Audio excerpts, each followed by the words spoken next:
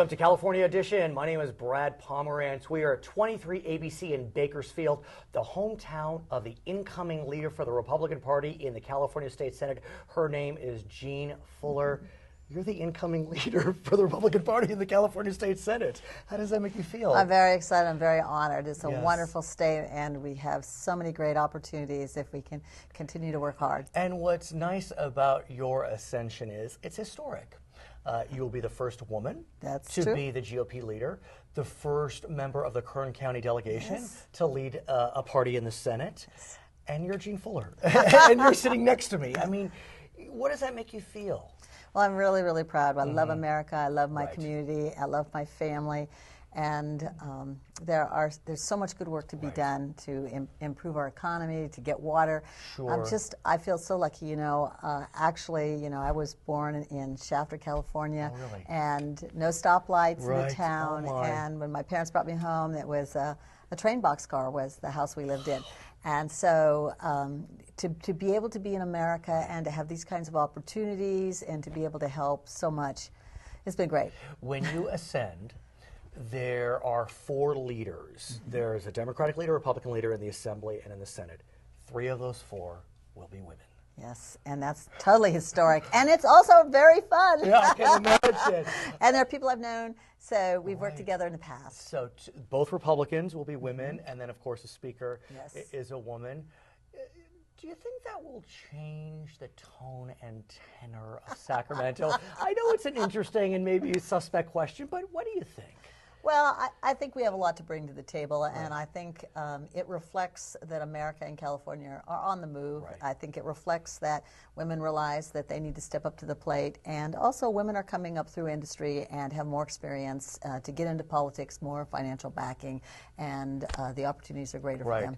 And then, as I said, both Republican leaders are women. That really is remarkable. That is very remarkable. You know, I don't mean to be stereotypical, but if you look at voting patterns, women have pulled away a bit from the Republican Party, but maybe now they'll start pulling back. Yes, and you know, when I first came into the Senate, there was only 2 of us, and Mimi Walters was going on to be a congressman, and so I was going to be the only one. And so to see, and it's all of our colleagues, the guys have been just as helpful in all the elections. That we all pull together, but to see these bright young women coming up is just exciting. And what about your Democratic friends? Because especially women. Again, I don't mean to be stereotypical or suspect, but is there something about women where women work together well? Well, we have a bipartisan women's caucus that I've been a member of for quite a long time in the legislature, and we have collaborated over, like for me, 9 years. And so we know which issues we could work together on, and we know which issues we can't. Which is fine, which is good. I want to speak about one piece of legislation that you have been carrying now for quite some time. It's known as SB 111, and it focuses on public schools near military bases.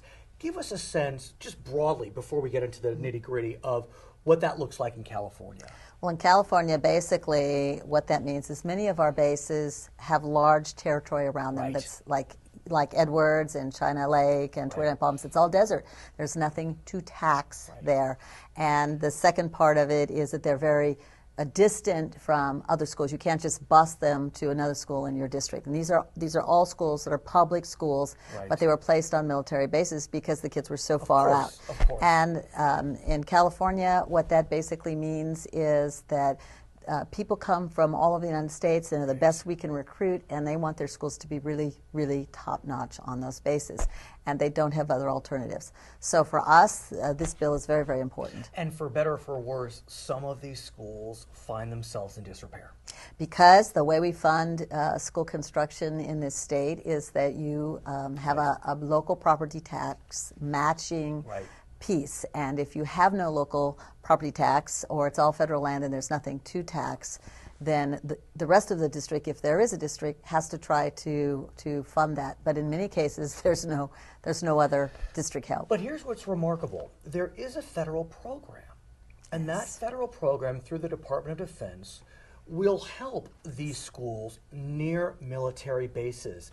And the program is quite generous. I rarely, and I'm sure you're the same, have seen a program where the federal government will match 4 to 1. So the local school district needs to raise 20% of the funds, and the federal government, the Department of Defense, will match 80%. Yes. But as you described, Senator, the problem is many of these school districts can't even get the 20% because they have no property tax base. That's absolutely correct. And so other states are getting this money, and even though the top 11 California schools that were in the worst shape for reconstruction, renovation, and repair, and these are things like plumbing, roofs, I mean, it's terrible stuff. Right. They have been unable to access that money, and now the DoD has said, look, California has had their opportunity for the last couple of years, you haven't done it, so we're going to start giving this to other states. Well, that would leave us having to pay for $240 million of already assessed problems that need to be done in these schools that we'll have to pay for ourselves without getting the 4-to-1 match.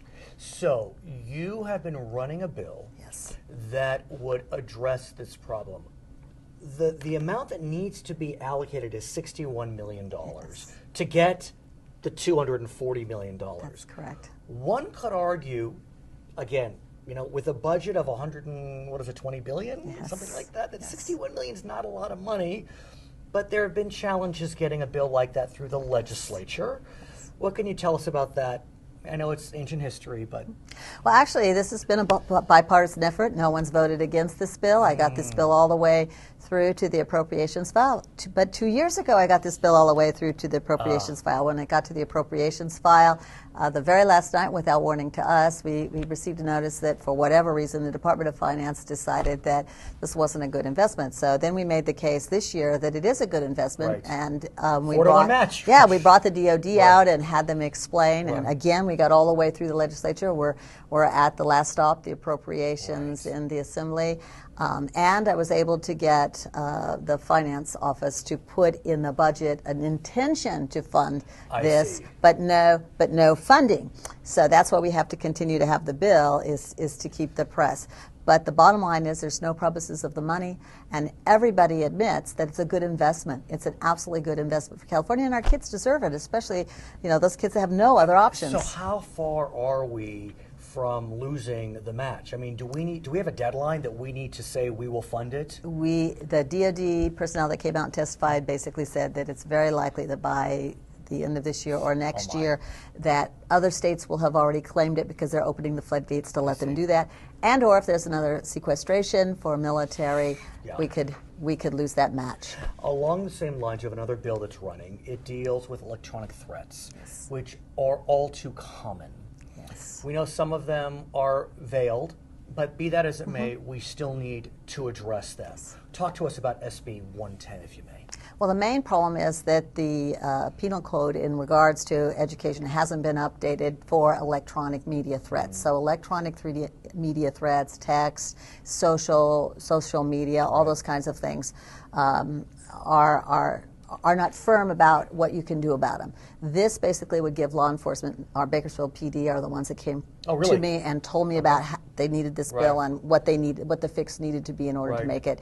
After the Liberty High incident, where 1,000 kids were out of school for a couple days, and basically what it boils down to is that the bill will give the tools for them to go in if it's not directed at a specific principal's name or a specific school's name, if it's directed to all of the students at Liberty High School or some social media event, but it has to be that it's a clear threat to harm, danger, violence. You'll come back and tell us more about these two bills.